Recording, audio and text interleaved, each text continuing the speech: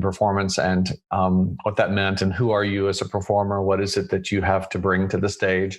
And why is it that you do what you do? Hi, my name is Yana. Thank you for watching. This episode starts with an audio introduction and continues with the video content. So remember to watch it until the end.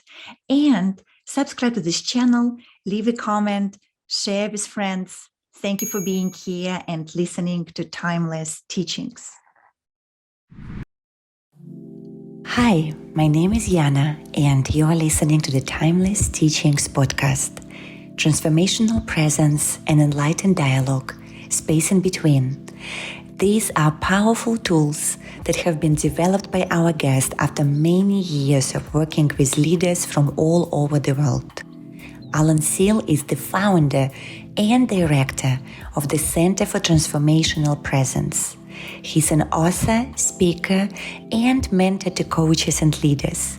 He is also the creator of the Transformational Presence Leadership and Coach Training Program, which now has graduates from more than 35 countries.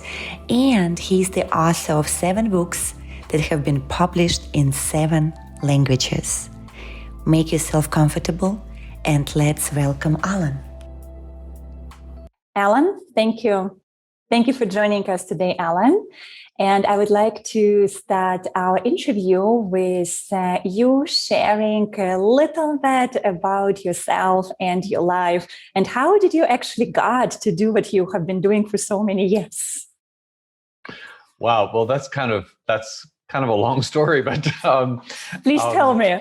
Yeah. In my early career, I was a singer and a voice teacher for opera singers and theater singers in New York, and had a performing career. And then as I was reaching 40 years old, I felt like, wow, this is amazing. I'm really good at what I do. My clients are my students sing on the biggest stages of the world. And at the same time, it was this feeling that I'm not learning anything anymore. And there's always something else to learn. But for me, it was this feeling of, I think there's something else I'm supposed to do now. Couldn't quite imagine myself sitting on the piano bench for the rest of my life, working just one-on-one with singers. I felt like there's something with more people now. And I didn't know what that was. However, I had already been working with energy a lot with performers and had built a couple of workshops around working with energy and performance and what that meant and who are you as a performer? What is it that you have to bring to the stage? And why is it that you do what you do? Mm-hmm. And so then in the late 90s, I heard about coaching and I thought, that seems like maybe the right next step. And so I took my first coach training course, or a weekend course, which was the first part of the CTI training back in 2000. And at the end of that weekend, I knew, yes, this is the next step. And a part of this whole decision for me as well was, on a very personal level, I was living in New York because that's where I was teaching these singers. And I realized, but I don't want to live in New York forever. However, if that's how I made my living, teaching singers at that level, I really had to live in New York. So I did that first coach training in 2000 and finished that training in 2001.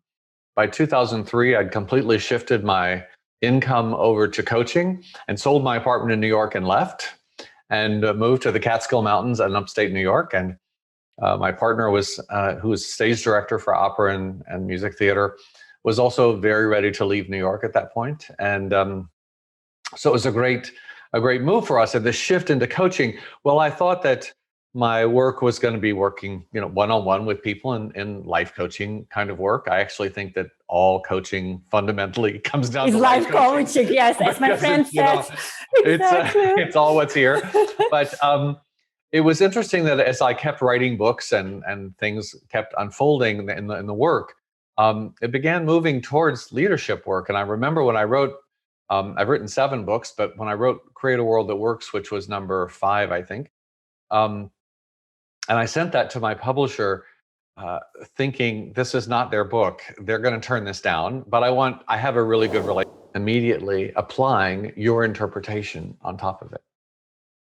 Well, that's very powerful, Alan. It's also a very big part of the meditation. And I must say it's for the first time when I was a client during the interview. So that's an entirely spontaneous There you process. go. Yes.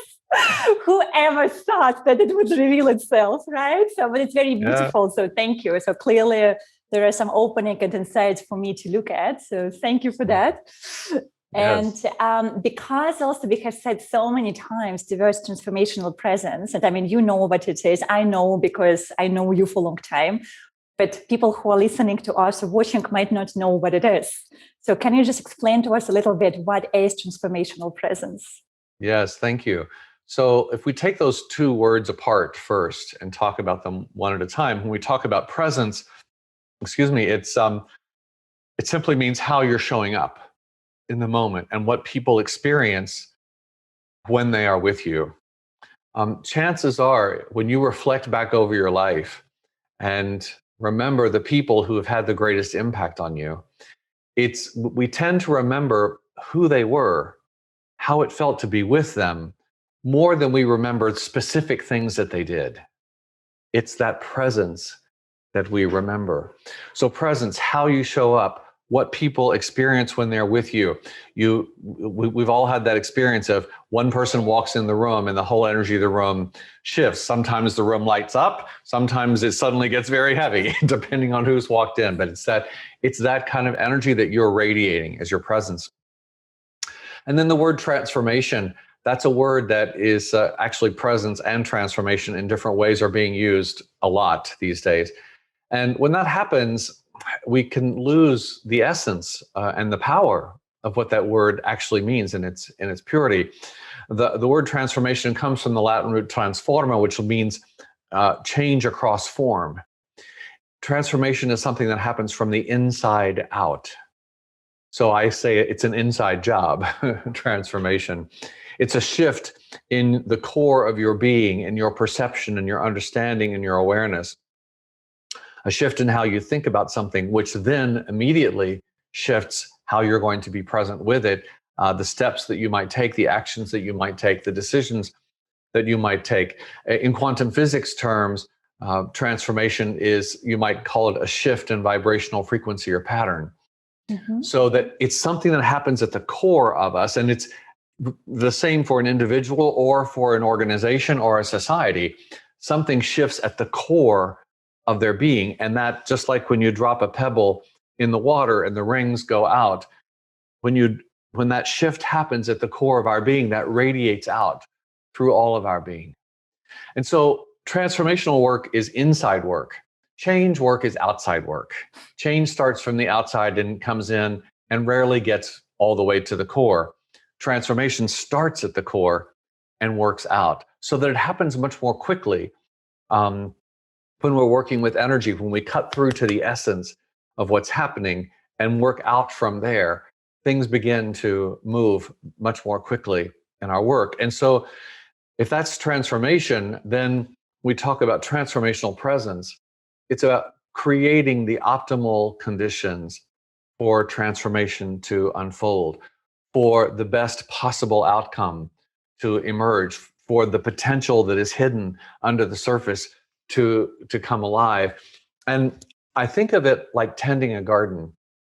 If you're a gardener, you know that when you plant a seed, there's nothing you can do to make that seed grow. Mm-hmm. But there are many things you can do to encourage that seed to grow. So you make sure it's planted in rich soil. You make sure it has the right amount of light and water. You pull the weeds to give it space to breathe. You maybe fertilize the soil. You tend the garden.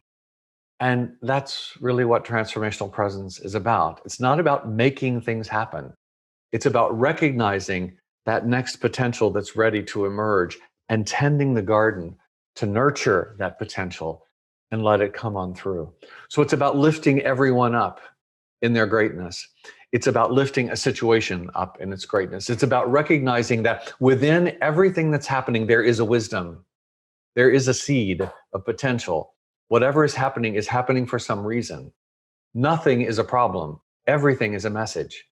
Everything that's coming to us, even when it feels like it's a crisis, Thank you for sharing that, Alan. And we absolutely will probably will do an interview part 2. So today, let's just because we're almost coming to an hour soon, right? So it's kind of time to just wrap up our conversation. So I'm just going to ask you the final question. Let's say something completely different. What was your most beautiful moment from 2021 so far?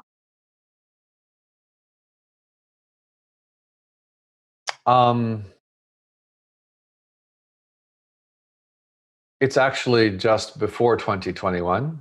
It was on November the 7th of 2020, of being with my mother for the last 5 days of her life.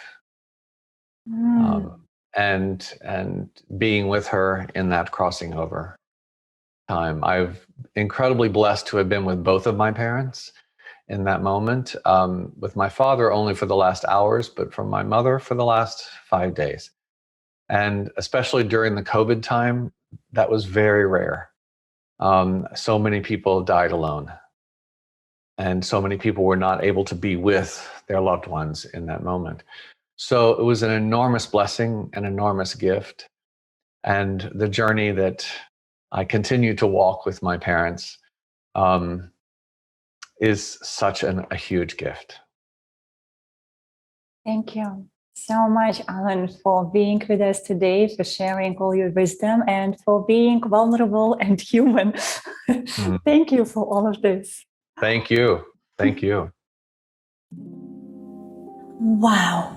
Did you enjoy the interview? Feel free to share this episode with friends. Subscribe to the podcast and follow us on social media. Stay wild and be humble. До встречи!